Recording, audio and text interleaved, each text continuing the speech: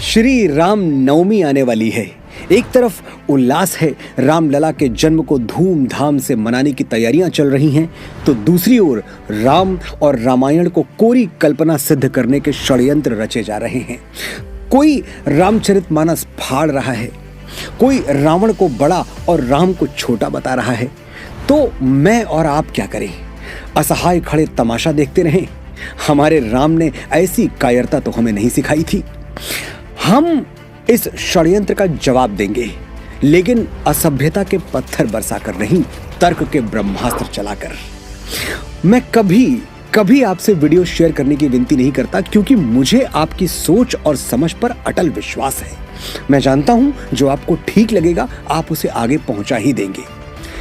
और ये विनती मैं आपसे आज भी नहीं करूंगा, लेकिन आह्वान करूंगा आपका कि इस वीडियो को एक मोबाइल फोन तक, एक सोशल मीडिया अकाउंट तक पहुंचा दें, ताकि राम को कटघरे में खड़ा करने वाले, उनके लिए मन में शंका जगाने वाले, प्रभु के अस्तित्व पर प्रश्न चिन्ह लगाने वाले त्रेता के वो राक्षस जो मानव रूप लेकर कलयुग में जन्मे हैं, वो सनातन का यज्ञ भंग करने का दुस्साहस छोड़ दें। इस वीडियो को शेयर करके आप पूरे विश्व को एक ही संदेश देंगे कि सोया हुआ सनातन चैतन्य है, सजग है, वो वक्त कुछ अलग था, ये वक्त कुछ अलग है। क्या श्री राम सचमुच एक कल्पना है, एक फिक्शन? क्या सच ये है कि राम कभी हुए ही नहीं थे? श्रद्धा से बात करें तो यह सवाल ही गलत है, ब्लास्फेमी है, ईश निंदा, ईश द्रोह है। लेकिन ब्लास्फेमी का कॉन्सेप्ट हमारे यहाँ है नहीं। हमारे यहाँ तो जिज्ञासा का सम्मान है, शास्त्रार्थ की परंपरा है। सवाल पूछने पर न सुकरात की तरह जहर दिया जाता है, न सरमत की तरह सर काट दिया जाता है, बल्कि सर झुका के विनम्रता से उत्तर देना हमारी परिपाटी है। कुरुक्षेत्र की रणभूमि में अर्जुन एक ही सवाल किसी बच्चे की तरह बार बार दोहराते रहे, और साक्षात नारायण जगत गुरु श्री कृष्ण बड़े धैर्य से 18 अध्यायों में उनकी शंकाओं का समाधान करते रहे। नचिकेता नाम का एक बालक तो अपने प्रश्न लेकर यमराज तक जा पहुंचा था, और यमराज को भी उसके प्रश्न सुनने पड़े। तो राम के अस्तित्व पर प्रश्न उठाने वालों से नाराज होना ठीक नहीं है, ये हमारी परंपरा के विरुद्ध है। इन्हें शांति और तर्क से उत्तर देते हैं। ये राम को मिथक कहते हैं और जीसस को इतिहास, इतना प्रामाणिक इतिहास कि तारीखों की गिनती भी जीसस के जन्म से शुरू करते हैं। बीसी और एडी का कॉन्सेप्ट तो आप जानते ही हैं। मैं ये समझना चाहता हूं कि क्या सचमुच श्री राम एक मनगढ़ंत कहानी है और ईसा मसीह सचमुच हुए थे? आइए फिक्शन और फैक्ट के बीच एक कंपैरेटिव स्टडी करते हैं, तुलनात्मक अध्ययन। लेकिन पहले एक डिस्क्लेमर डाल दूं कि मैं जीसस में, उनके एग्जिस्टेंस में विश्वास करता हूं। एकम सत विप्रः बहुधा वदन्ति की धारणा के अनुसार मैं मानता हूं कि सत्य किसी एक ने नहीं, बहुतों ने अपने अपने तरीके से अपनी अपनी भाषा में व्यक्त किया है। तो श्री राम हो या जीसस या बुद्ध, हमें सीखना सबसे है। इस वीडियो का उद्देश्य जीसस पर सवाल उठाना नहीं, राम पर उठे हुए सवालों के जवाब देना है, बस।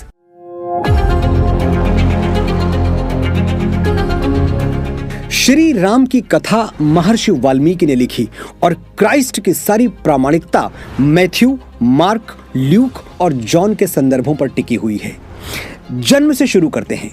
महर्षि वाल्मीकि लिखते हैं कि चैत्र मास की 9वीं तिथि को जब पुनर्वसु नक्षत्र का आरंभ हुआ, तब श्री राम का जन्म हुआ। और जीसस एग्जैक्टली कब जन्मे थे? दिन और तिथि तो छोड़िए, महीना, मौसम या साल भी मैथ्यू, मार्क, ल्यूक और जॉन ने कहीं नहीं बताया। मैथ्यू ने यह जरूर कहा है कि जब जीसस का जन्म हुआ तब आकाश में पूरब की ओर एक तारा बड़ी तेजी से चमक रहा था। बस इतना ही, कोई और डिटेल कहीं नहीं मिलता है। श्री राम अयोध्या के राजमहल में मां कौशल्या की कोख से जन्मे, ये मनगढ़ंत कहानी है। जीसस वर्जिन मैरी से जन्मे, शायद किसी गुफा में, ठीक से पता नहीं है। कहीं बेथलेहम के आसपास, एक्यूरेसी नहीं है, डिटेलिंग नहीं है। फिर भी जीसस का जन्म फैक्ट है और राम का जन्म फिक्शन। कमाल है। श्री राम के पिता थे महाराज दशरथ, दशरथ के पिता राजा अज, उनके पिता महाराजा रघु, रघु के पिता दिलीप जिनको दीर्घबाहु भी कहा जाता है, दिलीप के पिता खटवांग, और पीछे जाते हैं विश्वसाह, सतरथ, मूलक, अश्मक, सौदास, सुदास, सर्वकाम। अगर ये लीनिएज जंप करके और पीछे लौटें तो राजा सत्य, हरिश्चंद्र, मानधाता, ये सब त्रेता युग में हुए। और पीछे जाएं तो पता चलता है कि कहानी महाराज इक्ष्वाकु से शुरू हुई थी जो पहले सूर्यवंशी राजा थे। ये है श्री राम की जीनियोलॉजी, उनकी वंशावली, उनका फैमिली ट्री जो महर्षि वाल्मीकि ने पूरे विस्तार से लिख दिया है।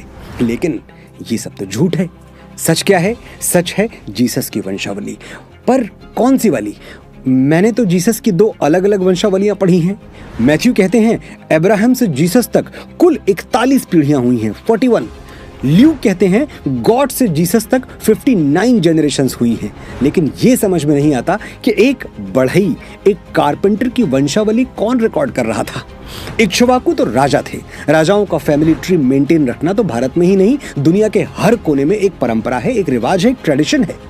लेकिन जीसस जब तक जीसस नहीं हुए थे वो बढ़ई के बेटे ही थे। मैंने आज तक नहीं सुना कि किसी और कारपेंटर का फैमिली ट्री संभाल के रखा गया हो। राम के पिता दशरथ थे। इस पर कोई दूसरी थ्योरी आपने सुनी है क्या? किसी ने कभी आपको बताया कि नहीं राम दशरथ के नहीं किसी और राजा के बेटे थे?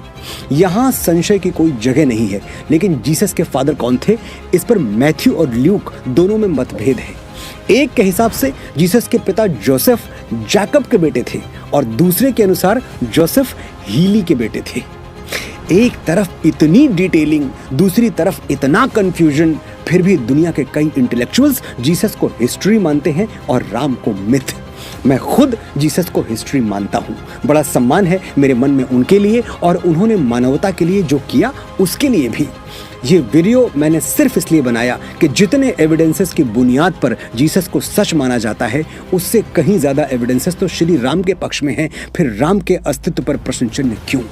एक को आप इतना बड़ा सच मानते हैं कि समय को आपने उनके नाम से 2 हिस्सों में बांट दिया, बीसी और एडी, और एक के लिए कोर्ट में केस लड़ना पड़ता है। और वही जज साहब जो हर साल रामनवमी की छुट्टी मनाते हैं वही कहते हैं कि राम हुए थे या नहीं हुए थे पता नहीं है। पता है जज साहब, अब हमको सब पता है। बड़ी विनम्रता से कह रहा हूं, अब हमें अपने राम पर उठने वाले प्रश्न चिन्ह स्वीकार नहीं है। हम तो किसी भी मजहब या किसी भी रिलीजन के जो पूज्य हैं उन पर कभी कोई संदेह नहीं उठाते, कोई सवाल नहीं उठाते। तो हमारे राम पर संदेह और सवाल क्यों? आप जीसस को हिस्ट्री माने, मोहम्मद साहब को हिस्ट्री माने, हम भी मानते हैं, लेकिन राम को मिथ कहा जाए, कोरी कल्पना कहा जाए, ये हमसे और सुना नहीं जाएगा, ये हमसे और सहा नहीं जाएगा। जय श्री राम।